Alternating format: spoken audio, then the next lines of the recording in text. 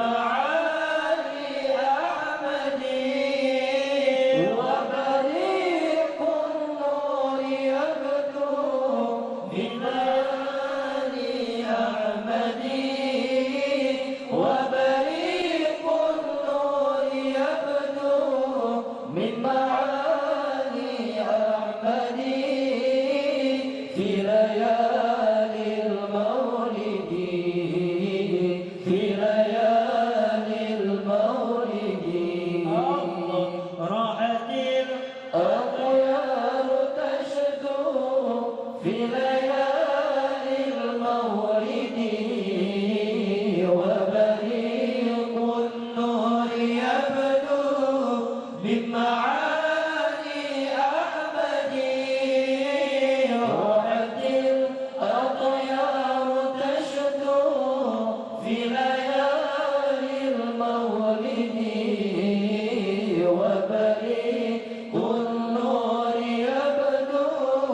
من معالي أحمد وبريق النور يبدو من معالي أحمد وبريق النور يبدو من معالي أحمد في ليالي المولد في ليالي المولد عبد الله نام يهجى بنائب الدنيا عبد المطلب ككينيا أبو طالب فمنيا خديجة istri setia Fatimah putri tercinta semua bernasab mulia dari Quraisy ternama inilah kisah Rasul yang penuh suka duka inilah kisah Rasul yang penuh suka duka yang penuh suka duka yang penuh suka duka rahatil athyar tashdu fi layalil maulid wa bariq النور يبدو من معالي أحمد راحت الأطيار تشدو في ليالي المولد وبريق النور يبدو من معالي أحمد وبريق النور يبدو من معالي أحمد وبريق النور يبدو من معالي أحمد في ليالي المولد في ليالي المولد dua bulan di kandungan wafat ayahnya tahun gajah dilahirkan yatim dengan kakeknya sesuai adat yang ada disusui Halimah 6 tahun usianya wafat ibu tercinta inilah kisah Rasul yang penuh suka duka